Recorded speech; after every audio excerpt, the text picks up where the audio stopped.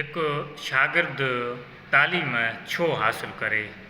छाकाणि त असां हर दफ़े ॾिठो वेंदो आहे त शागिर्दनि खे असां कुझु ॿुधाईंदा न आहियूं, न वालदेन जे तरफ़ां उनखे गाइडेंस मिलंदी आहे ऐं उस्तादनि जे बि तरफ़ां उनखे घटि गाइडेंस ॾिनी वेंदी आहे ऐं वालदेन बि चाहींदा आहिनि त असांजो ॿारु सिर्फ़ु पढ़े ऐं उस्ताद बि चाहींदो आहे त सिर्फ़ु ॿारु पढ़े कंहिं न कंहिं तरीक़े सां, पर असां उन्हनि खे गाइडेंस न आहियूं ॾींदा।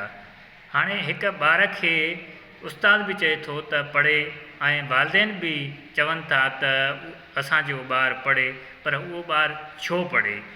ॿार खे सुठी तरबियत ॾिनी वञे ऐं सुठी गाइडेंस ॾिनी वञे जीअं ॿार खे पढ़ाई में दिलचस्पी पैदा थिए।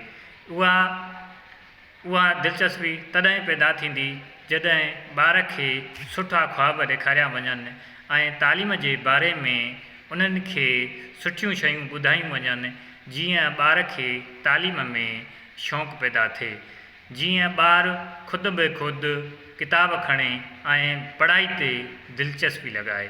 इहो तॾहिं मुमकिन थी सघे थो जॾहिं उस्ताद ऐं वालदेन मिली करे हिकु ॿार खे सुठा ख़्वाब ॾेखारे, तालीम जे बारे में ॿुधाए। तालीम हासिल करण खां पोइ ॿार खे छा करणु खपे जीअं उहो ॿारु हिकु सुठे तरीक़े सां पढ़ाई हासिल करे सघे ऐं तालीम ते फोकस करे सघे।